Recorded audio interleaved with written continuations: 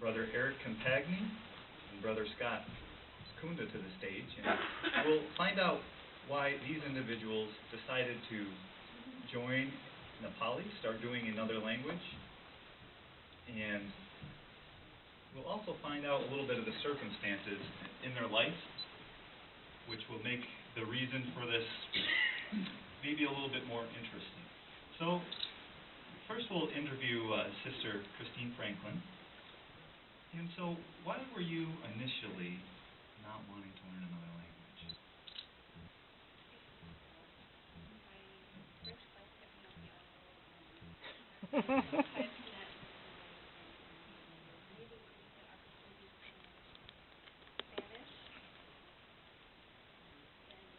Children wanted us to join Portuguese with them. There was just no way we were inclined to do that.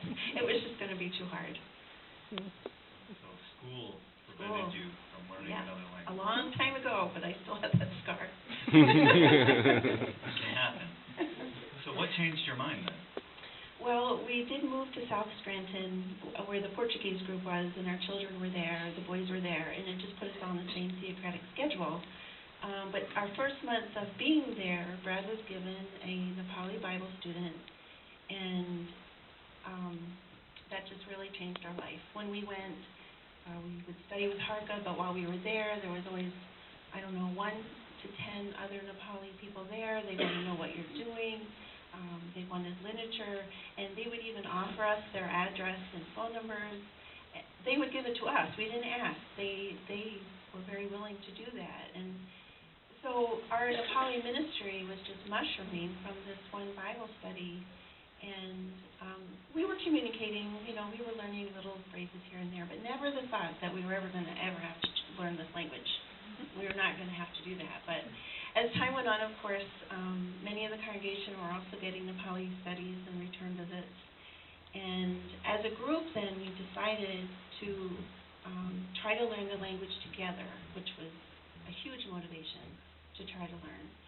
But looking at all of this, I think that me personally, I had to know the people first. I would not have learned Nepali, but my love for the Nepali people and the culture grew to the point that I softened and I needed to learn the language. Well, thank you for those expressions. I believe you said that you feel like you got tricked. Yes, I feel that Jehovah tricked me because I was not going to learn another language, and I didn't really have that motivation, but he knew how to do it. I had to learn to love the people first.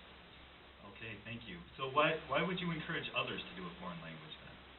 Well, as has been stated, it seems like that's the direction Jehovah's organization is taking. So move with it. And I think another thing too, something that encouraged me that over the past several years that I've done this, you grow so much as a person. Like, it's not just a language, it's not just a culture.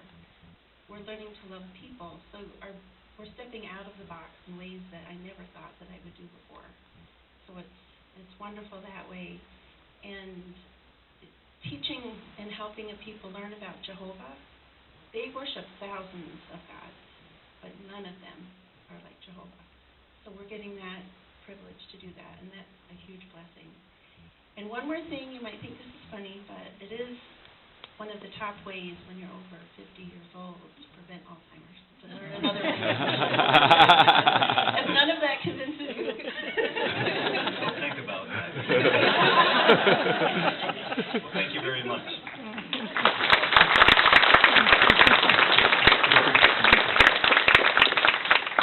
Now we're going to talk to Brother Compagni for a minute. So what is it that you enjoy about Nepali, Brother Compagni? Well, definitely the people and the culture. It was a shock coming up here. I was dragged out here by Luke one day. But it was very nice. I'm glad he did that, and I'm glad I came because it was a nice change in the ministry for me. Thank you. So, Eric, now, this isn't probably something that might not be easy for you. Do you have any health challenges that you face by any chance? I do have Crohn's disease as well as thalassemia minor.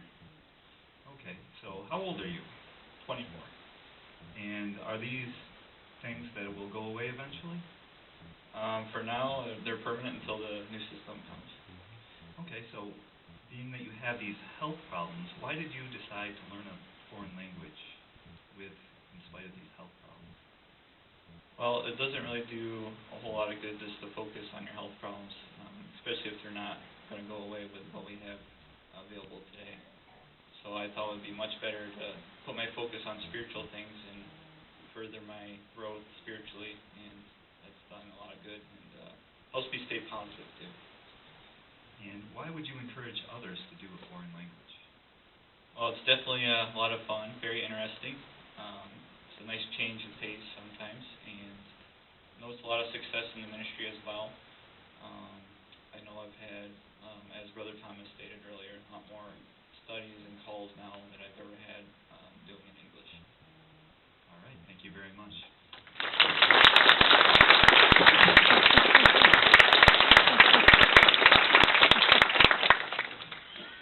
Brother Kunda, why did you decide to do Nepali? Well, I didn't want to. It was a nice idea, but I wasn't going to. But Sister Franklin was already doing it, and so was my mom, Sister Scavish, and some of us. My mom and Sister Scavish just gave Sarah and I a study because they were like, look, we just can't get to them. We have too many. So we did, and pretty much then, you could see the need, and you really can't really get anywhere if you don't know any of the language, and that pretty much was where it started and had the desire to try to learn. Okay. And what do you enjoy about doing the Nepali field ministry? Well, you talk to people, and like Brother Thomas said, the door is open, they have you in. And in fact, for me, it's sometimes a challenge because, I'm kind of structured and coming in, you're like, okay, we're going to sit down, we're going to study, and they're like, well, we're going to have tea first. I don't really want tea, I just want to study. You learn, that's not, you go with the flow, but you talk with people, you do have studies, every term visits, more than I've ever had. It's not because, believe me, it isn't because I'm some wonderful person out in the ministry, but there's just this need, and they're very hospitable. Yes, and Jehovah certainly blesses the efforts that you put forward. Now, what other responsibilities in the congregation responsibilities do you have? I'm the coordinator. So that's me. But I brought the secretary into the class, and that's the hardest assignment. Brother Franklin is in the class, and I figured if you're the secretary, you can handle the class. The coordinator, that's not as hard. And the body of elders was really good. They're very flexible, and I think with Brother Franklin, I sometimes would say, listen, guys, we just can't do this right now, whatever it might be. And they were flexible, and they would take on some extra things that maybe we would have done ordinarily, but because it's class, we had to spend our time on that. Okay, and why would you encourage others to do a foreign language? Because there's a need, and because you don't know. You might think you can't do it, but you don't really know until you try. And if you try and it's not working out for you, or you can't do it, that's okay too. But if you don't try, you're never going to know. But there is a huge need, and there's more of a need in the foreign languages than there are than there is in English. So it's worthwhile trying and ask Jehovah to help you. So would you say that just because an individual is an elder, coordinator, is that an excuse not to try it? No, absolutely not. Because no, it's not. It's definitely, those assignments they can be busy, but oftentimes we keep taking on assignments when we could really be giving them or asking other brothers to do it. So Jehovah can maneuver it so that you don't have as much as you do right now, so that you can take on the foreign language. Thank you very much, all of you guys.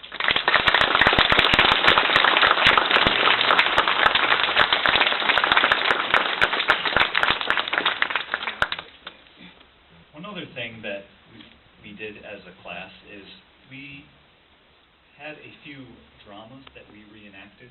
This is a teaching aid, and it helps the students with their pronunciation, and it helps them become more fluent in the language, as well as it's fun to learn this way. Would you guys like to see a drama?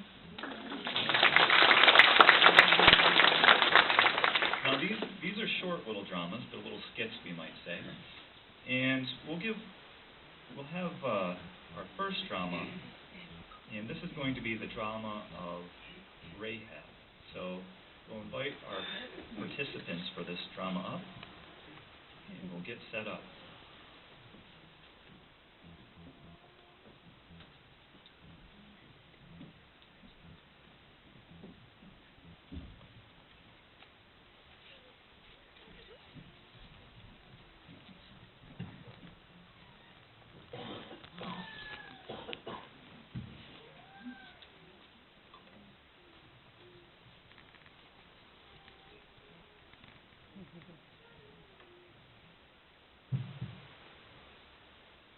Radiku.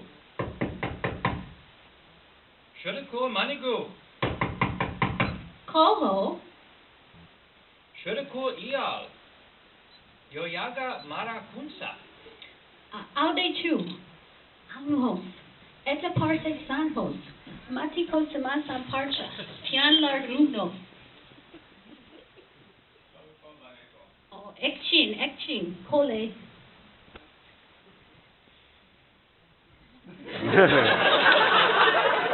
Yo mancha luka banake. Komachi, Manchi, Yata Manchi Yoru Kati Anchon, Kati Janchon. Her, Dari Naga Nogu. Yo Mansa Haru. Yasarga Yasu Haru. Tini Haru. Haru Dasko, Hamro Dasko, Jessa Se Gana. That's Tini Haru. Oina, Tapai Haru Kaska Kuragare Hunahuncha. Ay, Yadayu.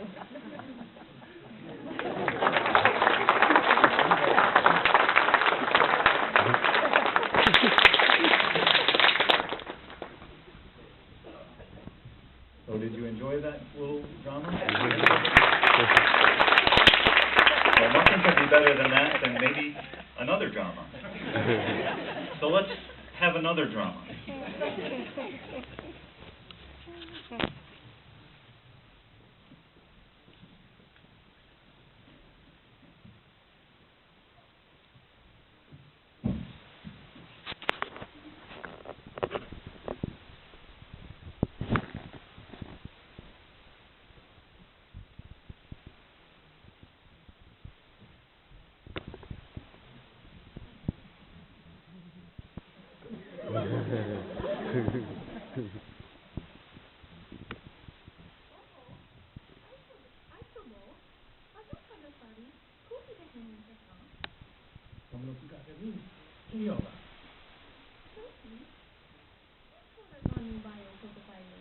Ini aku